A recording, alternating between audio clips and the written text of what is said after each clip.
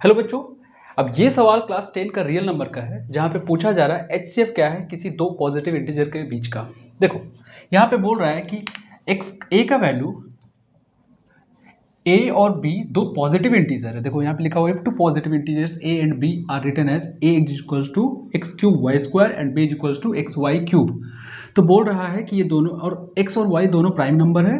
तो what is the HCF of A and B, A और B के बीच में, ए और बी के बीच में एचसीएफ क्या होगा। देखो एचसीएफ निकालने का सबसे सबसे मतलब इजी वे आप कह सकते हो, कॉमन ले लो। देखो क्या करेंगे, यहाँ पे ए का वैल्यू क्या लिखा हुआ है X cube Y square, B का वैल्यू क्या लिखा हुआ है एक्स वाई क्यूब।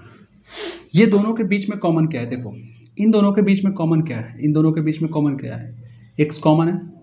और इन दोनों के बीच में कॉमन क्या निकलेगा, मतलब हमारा कॉमन निकालना है, यहाँ से x निकलेगा और यहाँ से वाई स्क्वायर निकलेगा। अब सच में X Y square is the answer, is the right answer. अब देखो कि कितना इजी है सॉल्व करना। कुछ नहीं, आप अगर मैं दूसरा एग्जांपल लेता हूँ, अगर कहीं पे लिखा हुआ a is equals to X cube Y cube और b is equals to X to the power 4 Y square. अब देखो ये दोनों के बीच में कॉमन क्या है, ये दोनों के बीच में कॉमन है एक्स क्यूब और ये दोनों के बीच में कॉमन क्या है, ये दोनों के बीच में कॉमन है वाई स्क्वायर। तो इसका जो एचसीएफ होगा वो ये होगा। तो इसका यहाँ पे एचसीएफ जो था वो ये होगा। अब आई होप आपको समझ में आया होगा कि एचसीएफ कैसे निकालते हैं। एचसीएफ होता क्या है, हाईएस्ट कॉमन फैक्टर। दो नंबर के बीच में जो कॉमन फैक्टर है वो हाईएस्ट होना चाहिए, बड़ा वाला। मैं एक एग्जांपल नंबर से लेकर मैं बताता हूँ, ठीक है ना।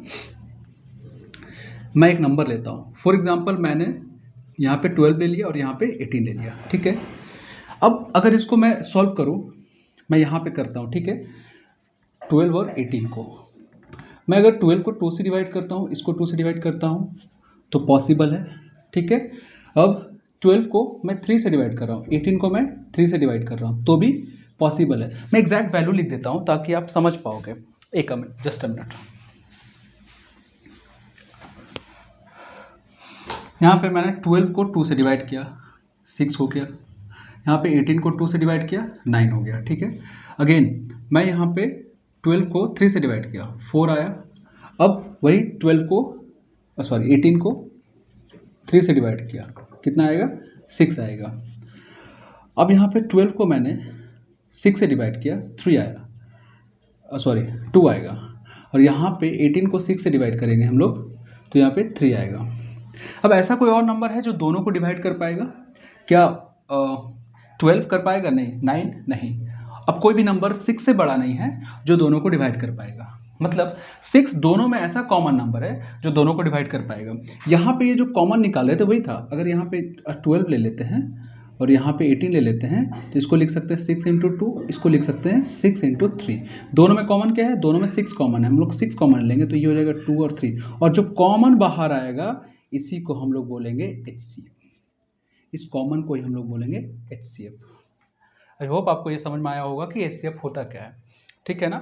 उसी तरह यहाँ पर जो कॉमन था, ये दोनों में एक्स कॉमन था और ये दोनों में वाई स्क्वायर कॉमन था। इस केस में यहाँ एक्स क्यूब कॉमन था। यहाँ पे अगर आप इसको देखोगे तो यहाँ पे इसमें भी दोनों के बीच में 6 कॉमन था। तो ऐसे करके हम लोग एचसीएफ निकाल सकते हैं।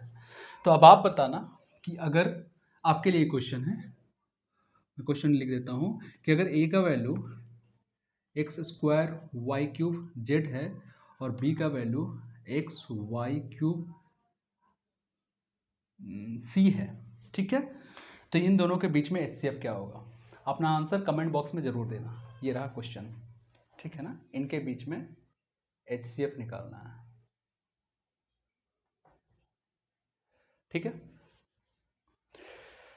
थैंक यू, जल्द मिलेंगे एक और वीडियो के साथ।